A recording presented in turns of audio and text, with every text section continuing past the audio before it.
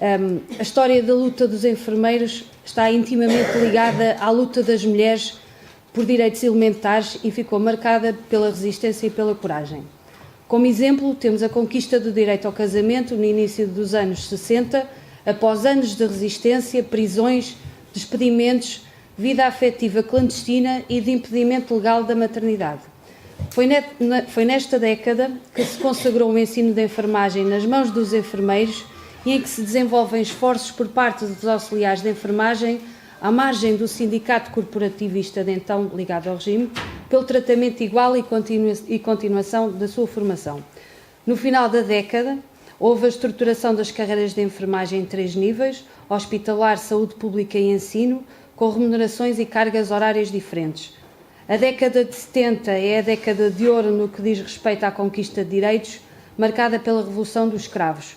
Por esta altura, e para a enfermagem, realizou-se o primeiro Congresso Nacional de Enfermeiros, que defendeu a integração do ensino de enfermagem no sistema superior, bem como a defesa do estatuto profissional. Com a Revolução de Abril, os sindicatos passam a ser independentes, o que levou à criação de sindicatos capazes de defender os enfermeiros, neste caso com os sindicatos regionais do Norte, Centro, Sul e Madeira. Não podemos deixar de assinalar a Constituição da República Portuguesa, que consagrou o direito à saúde como um bem universal e gratuito.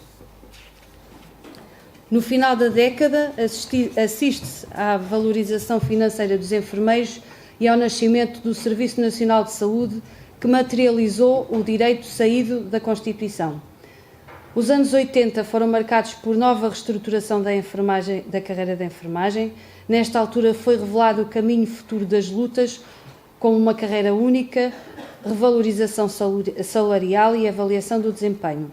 No final da década, o ensino da enfermagem passa a ser integrado no ensino superior politécnico e o âmbito dos sindicatos enfermeiros, que era então da Zona Sul e Açores, foi alargado para todo o continente e é criado o CEP, que para o ano já faz 30 anos. Os enfermeiros têm um longo historial de lutas e o legado que nos deixaram acrescenta-nos mais responsabilidade para o futuro. A história demonstra que há momentos de resistência e de conquista, mas uma coisa é certa: só a persistência e a luta organizada trazem frutos e delas dependem a melhoria das condições de trabalho. Eu gostaria só de deixar algumas datas ainda do meados do século passado, para percebermos como é que chegamos ao nosso sindicato.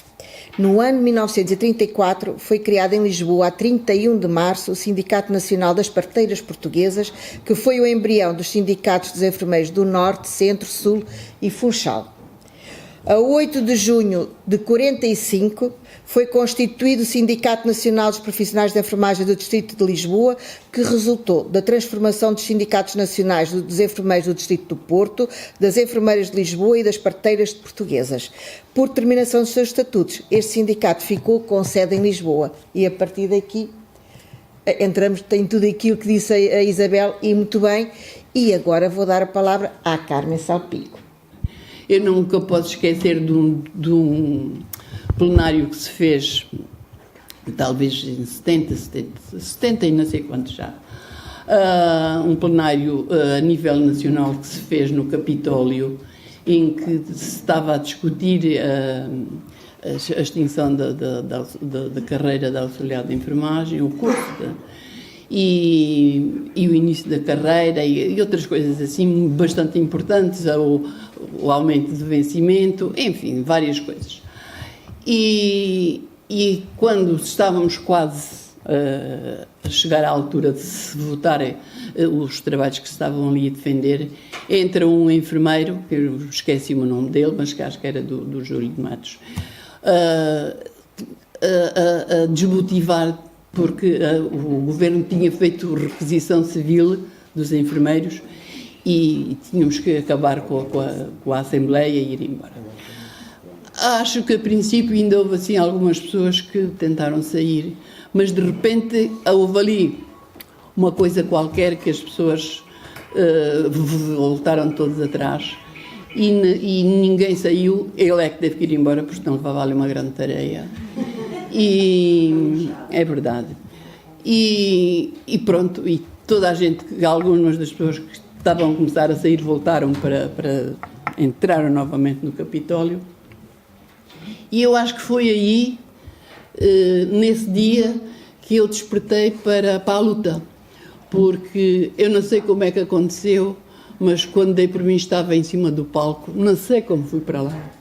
Estava em cima do palco e gritava com toda a minha alma a dizer que ninguém saía, ninguém saía. E a partir daí, pronto. Então começámos com várias lutas, tivemos semanas inteiras de greves, tivemos semanas inteiras de não ir a casa porque íamos do hospital para São Bento ou para Belém, de São Bento ou de Belém para o hospital, e andámos assim e pronto, e conseguimos chegar aonde estamos hoje.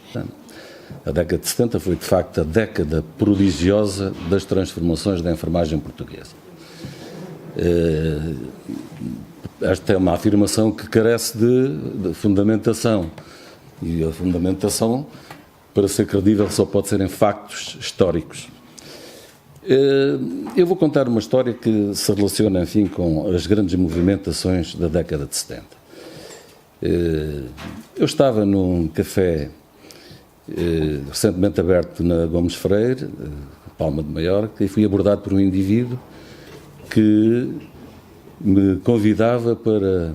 Perguntou-me se eu era um enfermeiro amigo, disse que sim, e convidava-me para uma reunião de auxiliares de enfermagem que se ia realizar nos claustros do Hospital de São José. Eu fiquei muito desconfiado, porque eu tinha já uns 13 anos de militância antifascista e estas abordagens eram, enfim, prescritas pela ação conspirativa como extremamente perigosas, não fosse o caso de ser um provocador da PIDE, mas confiei na intuição e lá fui para os claustros na parte da tarde.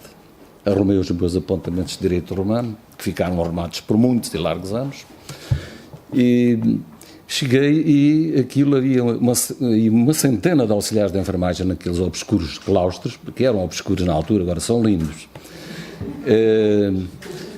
E lá no recanto havia umas mesas, aquilo também servia lá no recanto como arrecadação de velharias, e aquilo era uma confusão anárquica de grupos e grupinhos, até que alguém saltou para cima de uma mesa e disse: "Oh, colegas, nós temos que organizar isto e se calhar o melhor era formarmos aqui uma comissão, assenta aí na representação dos hospitais aqui, que estão aqui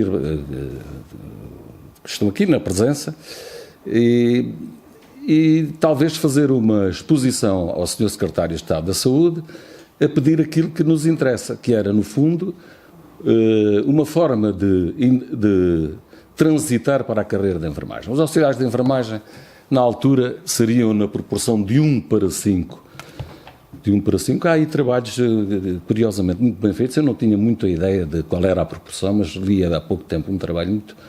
que cita outros trabalhos também, creio que com grande mérito, e que apontam para esta proporção.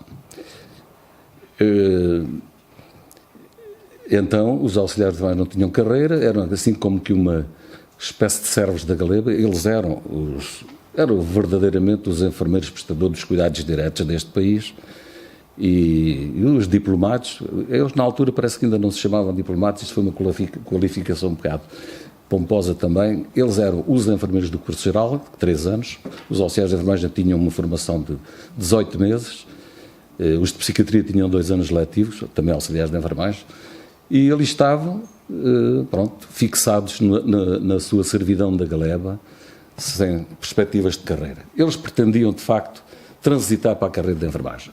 E o que eles desejavam era que esse processo de transição fosse através de um curso de promoção. Não queriam nada de borla, como se costuma dizer na linguagem corrente, um curso de promoção. E esse era o objetivo central. O marco histórico, para mim, é indiscutivelmente a questão de terminar com 2 níveis de formação de enfermagem e passar a dizer que os cuidados de enfermagem são únicos. Não há de primeira nem de segunda classe. Os cuidados que se prestam são únicos. Não estejam preocupados ali com os bonequinhos, é mais eu me orientar, mas já agora também os fiz e por isso trouxe. E estou perfeitamente de acordo com ele que este é um marco histórico por duas ordens de razão na minha leitura. É um marco histórico porque ele é o detonador da possibilidade de efetivamente pensarmos a enfermagem enquanto um todo. Dificilmente, na minha leitura, teríamos condições para ter uma carreira única se não tivesse acabado o primeiro nível de formação. Não teríamos tido condições para a integração do ensino de enfermagem que tivemos já lá cheio. Não teríamos condições para a afirmação em termos das várias instituições de saúde. E, portanto, é um marco que, simultaneamente, foi um marco traumático, como são todas as coisas de grandes mudanças, mas foi um marco capaz de unir também. Portanto, é o equilíbrio destes dois contraditórios, se assim quisermos, que efetivamente conduz às etapas que se vivem, nomeadamente na década de 80. Hoje ficou aqui provado, mais uma vez, que os enfermeiros e as enfermeiras, que o CEP tem uma visão estratégica, que assenta desde logo em dois pressupostos. Naturalmente, o primeiro é responder àquilo que são os anseios, as necessidades, as aspirações das enfermeiras e de enfermeiros, do ponto de vista profissional, da sua carreira, enfim, da melhoria das suas condições de trabalho, também de vida, mas nunca desligado da outra componente, que é o papel das enfermeiras e dos enfermeiros para a afirmação, consolidação e desenvolvimento do Serviço Nacional de Saúde, para que este esteja ao serviço das populações e cumpra uma missão que é aquela que se relaciona com a elevação da coesão social no país. Não havia a situação que hoje verificamos, pese os obstáculos e também situações de degradação da qualidade de alguns serviços ao longo dos últimos anos, se porventura não se tivesse assumido o investimento, nomeadamente em 3 áreas: saúde, educação e proteção social. Este país não seria o mesmo. Portanto, isto quer dizer, e até seguindo a lógica daqueles que veem na economia apenas e só o retorno, isto quer dizer que valeu a pena o investimento que foi feito nestas áreas, porque ele teve retorno. Não estamos bem hoje ainda, claro que não estamos, mas não é comparável a situação que hoje temos, por exemplo, no acesso à saúde ou à educação ou outros com aquilo que tínhamos antes do 25 de Abril. Não há.